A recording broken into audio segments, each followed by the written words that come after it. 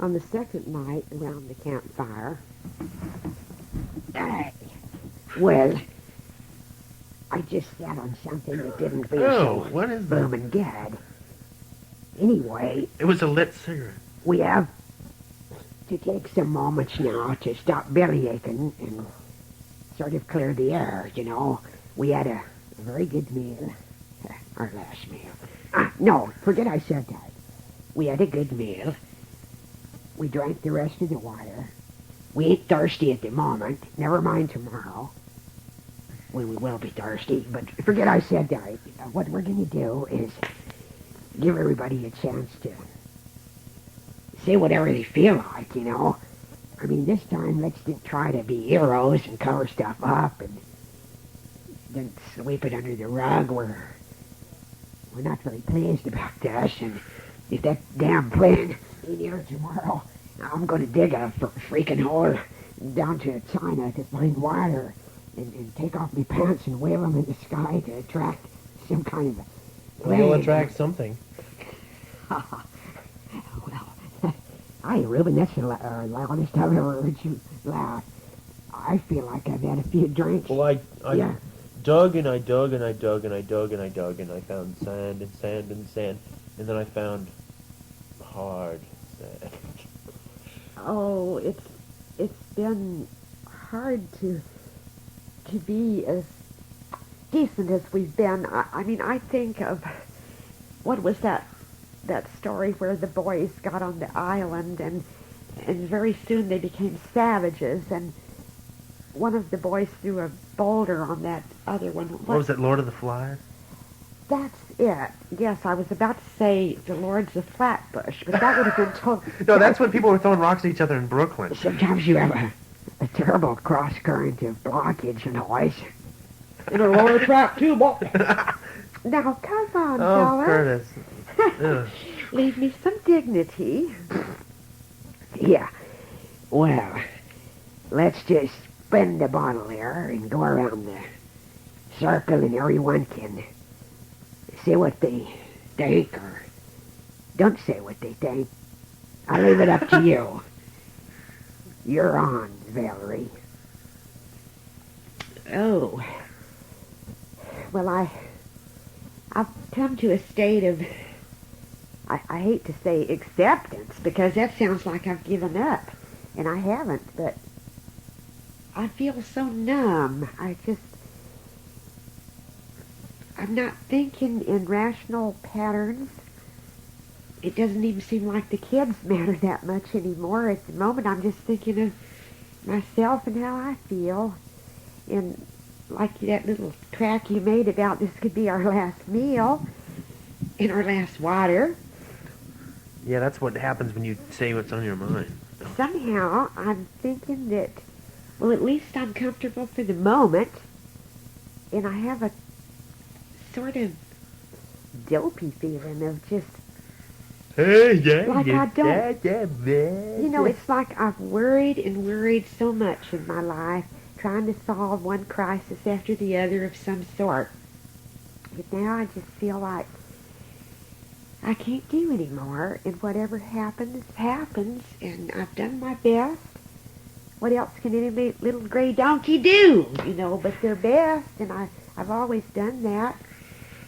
I guess I can die content if that's what it comes to, although I don't really believe that's going to be the case. I mean, I've heard you say before, Squint, that a person can live 4 days without water. I And thought it was 3 days. Oh, I'm sorry. well, it depends on how much you're sweating and other factors. Well, let's be big about it and say that we've got 4 days. We've already used up 2. Well, And we were drinking water, though, too. yeah, that means we got 4 We to got go. 6 We got 4 good days ahead of us ahead of us. Right. And before we... food, well, gee whiz. I mean, food, you can We've got each other. yeah. You can go, I know you can go over 30 days, well, 40 days, because remember Jesus was in the wilderness 40 days and fasted, but I mean, and people go on these diets and get anorexic and they hardly eat anything. So, I mean, Some of them died. not that this is a happy thing at all, but I'm talking about living through The it. Karen Carpenter School of Survival. If you had to, your body would support you for 30 days, maybe 40. Of course, Jesus was half God, I so don't he had. feel like my body likes we're not me that anymore. good. We're not that superhuman. Maybe we'd only make it 20 days. Well, Squint, you got such a big body. Yours would probably carry you for a long time. What about Cuthbert? Yeah, but Cuthbert would have a lot of fat to live on. But Squint has a much bigger appetite too. He certainly does, Bob. Well, anyway, I feel sort of passive for once in my life. I'm usually so gung-ho to get this done, get that done, and I guess I've got burnout. It's funny, it feels like the life that was so important seems so small now. It's like that didn't even exist. I mean, it's receded way into the past, and now all that there is this. It's like this is our world. Welcome to our world. Thank you. Our gang. Yeah, our gang. Okay, well said then.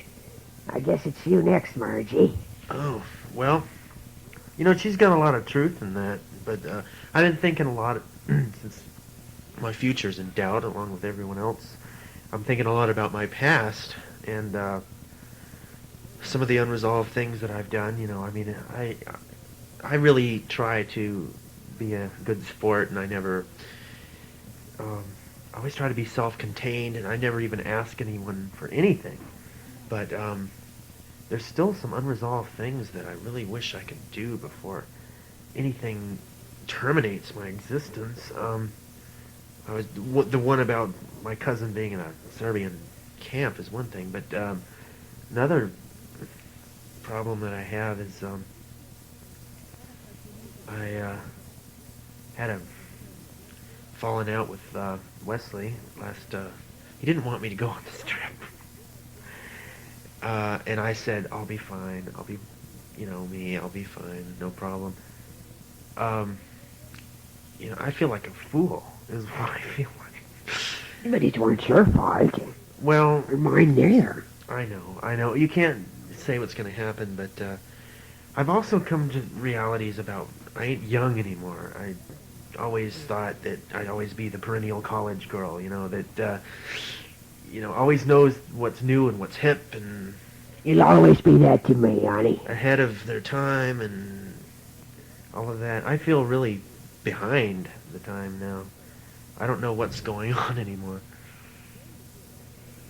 You'll always be me little Margie. Well, thank you. I just feel like when I get back to Stag Bluff, if I can, that things will, I don't know, I have this fear of everything being totally changed. Or yeah, like they can actually, the Rip Van Winkle thing. They can actually get along without us. That's a frightening thought. Oh, what a terrible thought. You mentioned some good things. I mean, the unresolved. God knows I've got some unresolved issues inside. And then that Rip Van Winkle thing that you said, Squint, about coming back. And God, what if we went back and the Bartholomew Bank's torn down? And, I know. And Van Landenham's is gone. And, and Keyshaw. Hey, and Keyshaw. And our jobs. Hey, you brought up a good thing there. That was some story about old Rip. Went up there with the bowling pins, and them little people, the little folk. 20 years passed. You wake up and 20 years gone. Think of it. I feel like that already in a way.